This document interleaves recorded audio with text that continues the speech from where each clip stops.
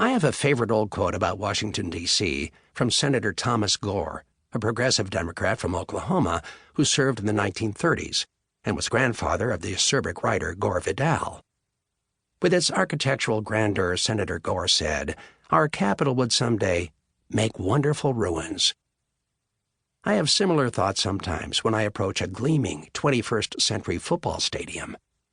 Stadiums constitute the true measure of an NFL owner, or stadia, to use the plural form the league will often deploy when discussing venues. The NFL loves anything that evokes Rome. For example, Roman numerals for Super Bowls. Never mind what happened to Rome. The vast buildings rise like monuments to a market legitimized as sufficiently big league to deserve an NFL franchise. And then you imagine these coliseums abandoned one day as wonderful ruins for anyone studying the passions and priorities of a civilization after it falls. This is not a complete fantasy in certain markets. The Houston Astrodome, billed as the eighth wonder of the world when it opened in 1965, now sits forsaken in the shadow of the Houston Texans' lustrous NRG Stadium. Detroit's 80,000-seat Silverdome, opened in 1975, was deserted after it closed in 2006, and has suffered a spectacular public decay ever since. A YouTube video of the trashed fossil in 2014 is a haunting thing to behold. As I pursued Brady, I made my first ever trip to Gillette Stadium, the Patriots' home since 2002. In Week 5 of the 2014 season, I flew to Boston from D.C. and drove south to Foxborough to see the Patriots host the unbeaten Cincinnati Bengals, 4-0, in a Sunday night football game. Patriot Place, as the larger complex is called, rises along a could-be-anywhere blotch of car dealerships, billboards, and fast food franchises on Route 1 between Boston and Providence. No one lives at Patriot Place. Robert Kraft described Gillette to me as a diversified stadium, meaning that it offers fans a diversified menu of ways, shopping, dining, game tickets, to be separated from their money.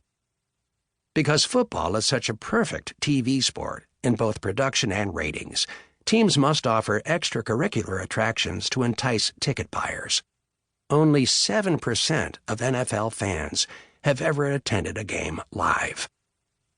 People outside New England who experience Foxborough as a recurring set of the NFL TV studio might believe the town is a quaint village of greens, Revolutionary War monuments, and assorted ye-olde tropes. Returning from commercial breaks, networks reinforce this Disney-fied version of New England with stock shots of a steeple, a cider mill, maybe a landmark in Boston, which is a 40-minute drive away. A huge replica of a lighthouse looms over the north end zone, though you're as likely to see a real lighthouse in inland Foxborough as you are an actual Minuteman strolling through Harvard Square. In real life, Gillette Stadium is a concrete football Oz that reeks of merchandise, corporate sponsorships, and winning. Fans of the team have witnessed an astounding run of 15 consecutive 10-win seasons by the Patriots. The stadium has sold out every game since Kraft bought the team in 1994, including pre- and post-season games. I'd still much rather watch on TV. I arrived a few days before the game and paid a visit to Guerrero in his TB12 lair at Patriots Place. Guerrero, who was 49 at the time, is a practicing Mormon of Argentine descent with a master's degree in Chinese medicine from a college in Los Angeles that is no longer in business. His philosophy is built on 3 components, he told me. We work on staying physically fit, emotionally stable, and spiritually sound. Guerrero shared with me a mantra that he and Brady invoke a lot. Where your concentration goes, your energy flows, and that's what grows. Brady is always telling his teammates to see Guerrero. It can be a tricky part to play with teammates. The Patriots have their own training, conditioning, and medical program.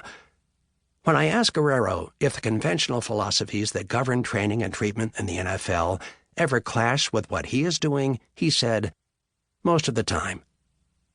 I later put the same question to the Patriots owner, Robert Kraft. "It doesn't come without its challenges," Kraft replied. "It's not a straight line."